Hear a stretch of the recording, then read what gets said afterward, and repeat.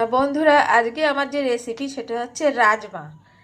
ছেলের মধ্যে রাজমা খেতে চাইছে, তাই আমি রাজমাগুলো আগের দিন জলে ভিজিয়ে রেখেছিলাম। এখন প্রেসারে 6-7টা সিটি মারলাম।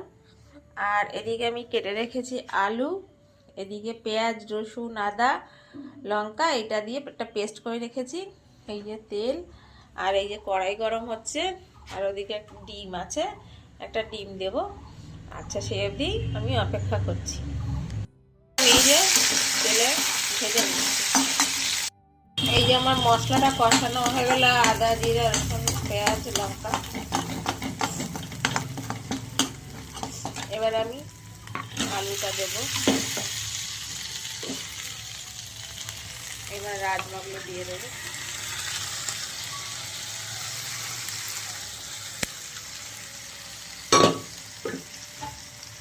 পরিমাণ মতো হলুদ, আর পরিমাণ মতো লবণ,